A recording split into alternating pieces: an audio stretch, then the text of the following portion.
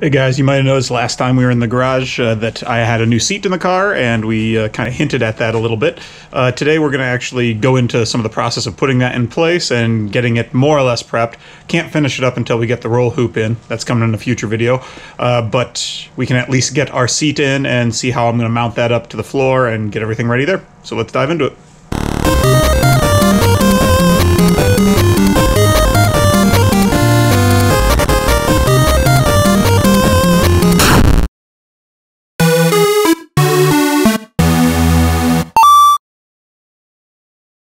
Well, I just got a brand new box from Momo. It is my seat. So let's try to open it up.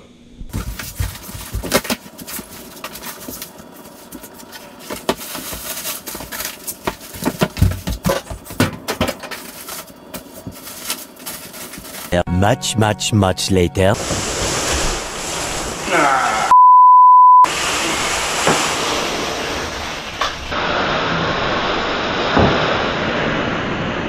It's 2021 and an international automotive company sent me a relatively expensive seat covered in packing peanuts. That's fantastic.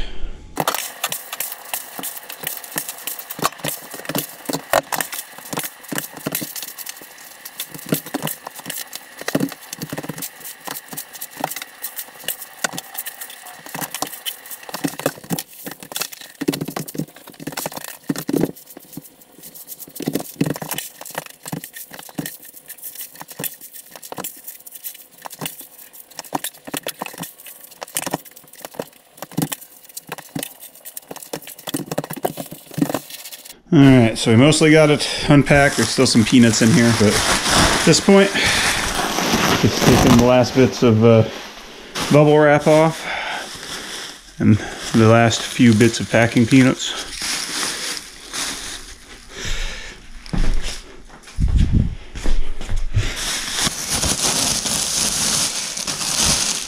Ooh, pretty.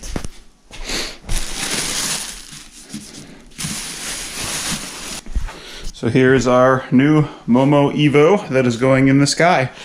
I still need to get some side mount rails for it to go in here.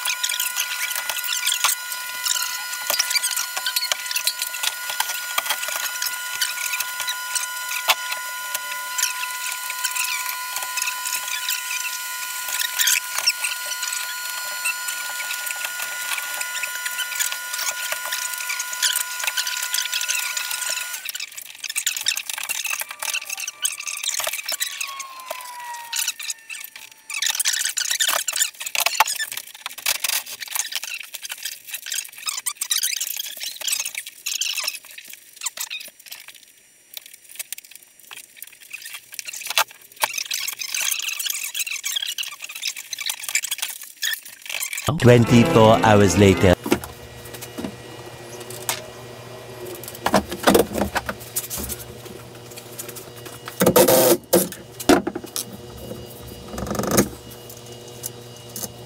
So in this car, it's got standard seat bolts here, and my rails are not quite long enough to go between here and here.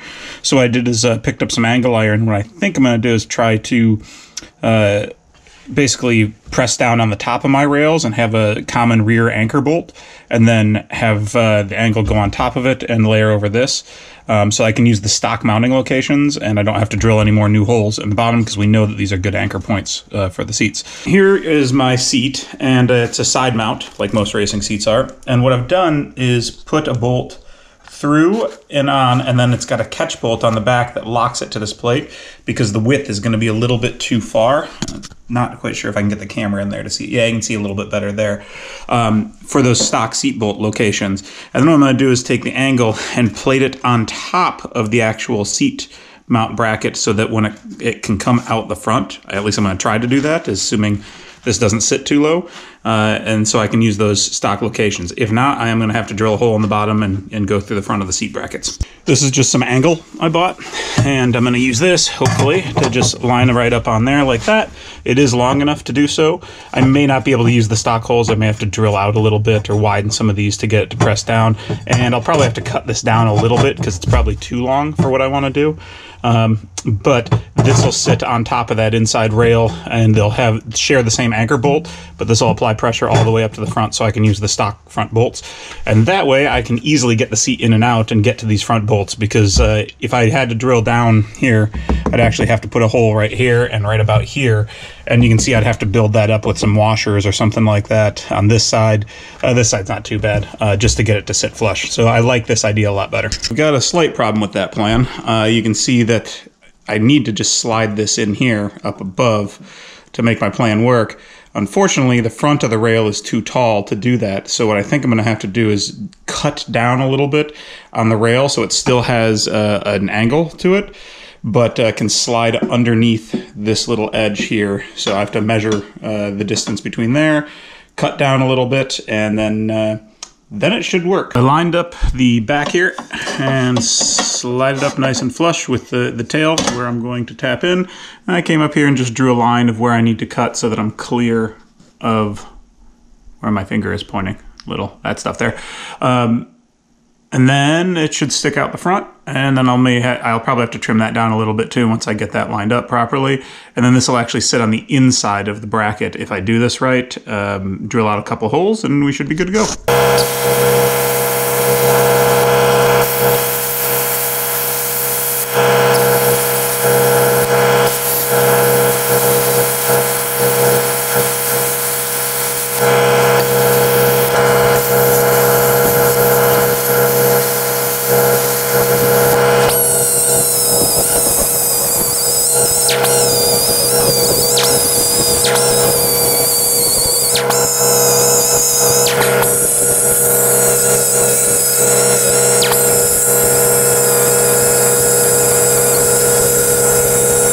Slid it in from the back and up here, and now you can see it sticks out in the front. It clears the bottom of our seat, and then I'll put a big washer underneath the front rail there so that it's level with this, and this should work, I think.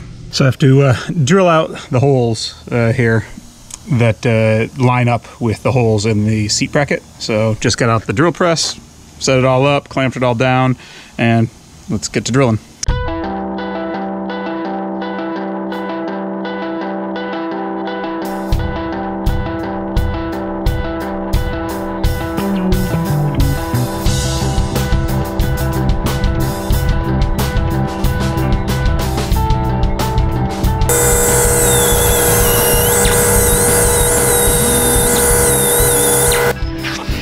Alright, so my thought process is a little broken here. You can see where I'm going with this, but I realize that this is going to fall down because there isn't a pressure point here, so I think I'm going to have to do is actually weld a small seam right along here just to put the two pieces of metal together so they can't separate, and then I'll be good to go. But this feels nice and solid after that. When I'm holding it together, I'm not too worried about it going anywhere.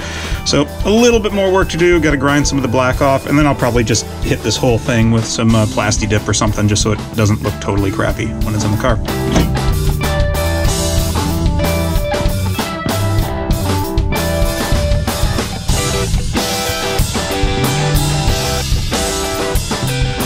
So we got it all lined up. You can see I got my front hole in, rear holes lined up, everything's good. But right here, it's still not as strong as I want it to be. I can feel a little flex. So what I'm gonna do is take a little bit of scrap metal and I'm gonna make a little V and weld it right underneath this so that it's got a block underneath. And that way there's no pressure going down. I've got an extra little bit of space down there. Might do the same back here too, but we'll see how well this does, because this is the black, the Sparco stuff's pretty heavy duty. This is the one that's not quite as heavy duty. So let's measure it up and do it. So So about a 3/4 of an inch less the thickness of the steel. To make this bracket, I just used a little leftover steel that I cut off from the L bracket itself, and then I just drew 2 lines that were a 3/4 inch apart, and I just kind of ground this thing down and bent it until it lined up in between those, and now I can just butt it up against the bottom, weld it in place, and we got our brace.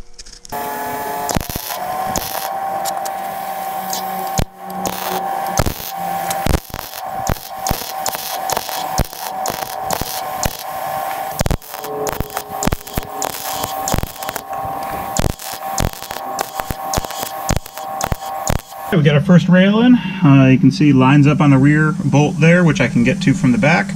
Got line up on the front bolt, and then I got my support brace underneath there that I just welded on, and that'll weld into the, or go into the seat. Now time to make the other side, and we can mount this thing up. So I fabbed up my second rail here, and this time I used a cutoff wheel instead of the plasma cutter, just much better looking at that point. I'm not going to have to build a brace here for this one, but what I will have to do is when we actually set it up in there, you can see up in here, I'm actually binding up against this stuff, the body sealer. So I'm going to grind a little bit down right there, and then that will allow me to go in far enough to line up my hole here. Actually, it's not looking too bad. Oh, I'm on the wrong hole.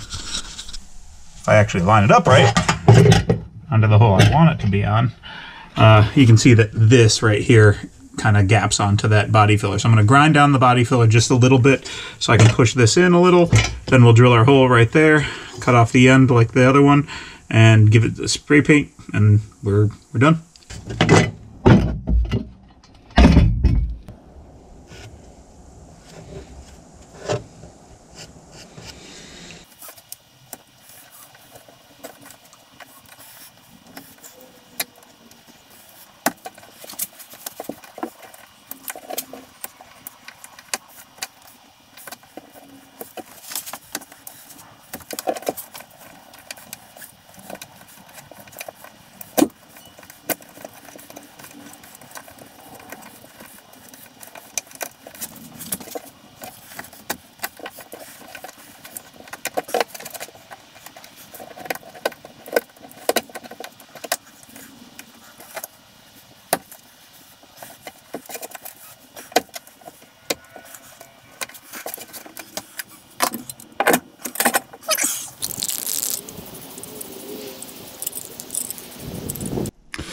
All right, we got our bolts in now, and the bolts I had, they're M8s by 125 that go into that seat. They're just a little bit too long. So what I did is I screwed them all the way into the seat, and I marked where that was, and then I set up all my stuff on it. And I've got a lock washer and a standard washer on the outside, and then I've got a washer and a rubber washer on the inside so I don't mar up the surface of the seat when it mounts up against the rail here.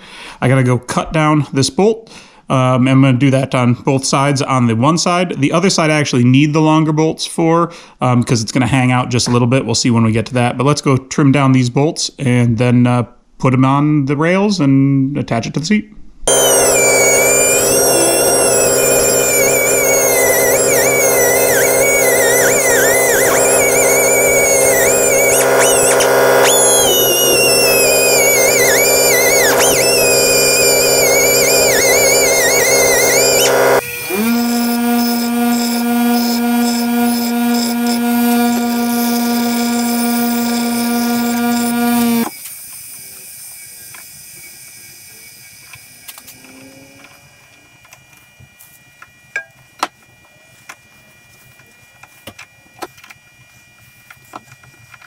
If you're ever cutting up bolts at home just to make them shorter like this, make sure before you start cutting that you have a tap, because otherwise you're never going to get that nut back on the top.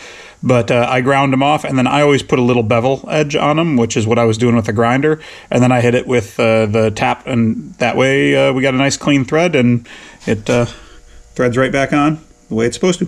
For the left side, I had to do something a little funky here. So the seat needs to be offset ever so slightly, the rail here, because if I suck it right up against the seat, it was over too far. I couldn't get my holes in, and these seat brackets wouldn't have worked properly. So what I had to do is just get a bolt that's a little bit longer, and I'm going to tighten this one up towards the outside, and then this one is actually going to tighten into the inside of the seat once we thread them into our seat bracket. and then we'll have a nice tight fit. Should all work fine.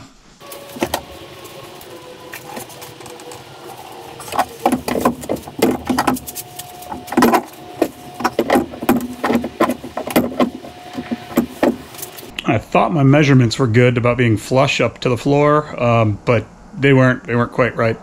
And I just have to do an offset on the passenger side like I did on the driver's side. So you can see I've got my offset here on the bolts, but I got to do the same thing over here because I need to pull the rail off and get it closer. You can see about how far off we've got to go there.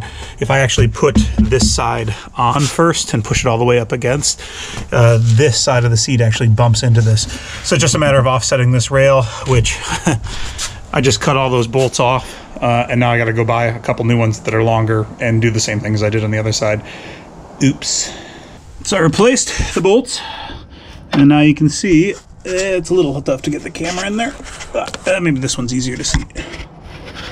So this is an offset there, and I use one bolt to tighten up to the seat itself and one bolt to tighten up to the rail itself. And now we've got a nice tight seat, not going anywhere, ready to go. And it's right about the perfect distance for me, and we should have plenty of room in back here to do our hoop.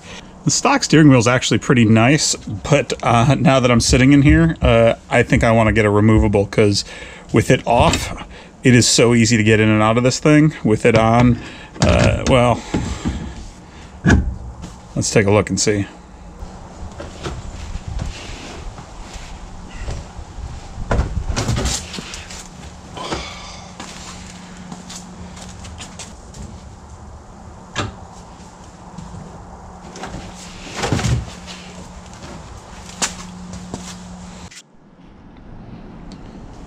Now it's in its fixed position.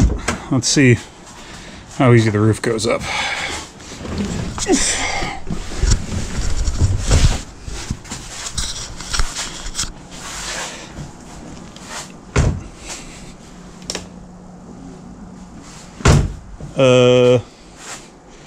Well.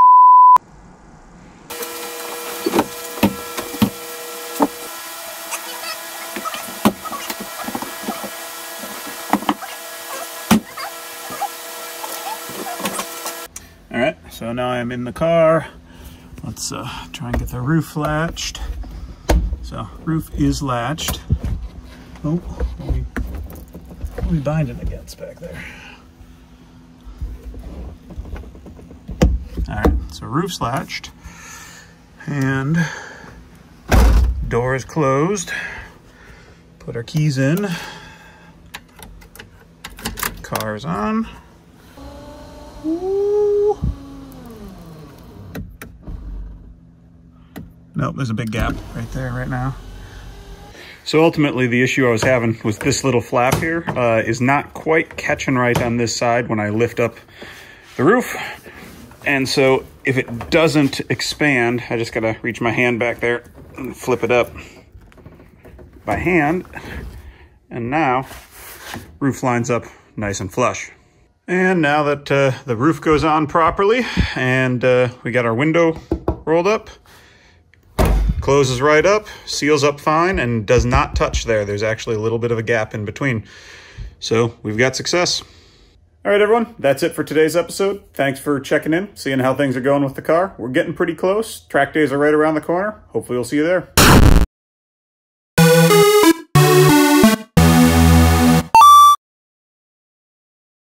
After I put the top back down, I figured out why these are not popping up and retracting. Little plastic piece broke on the retaining clip here.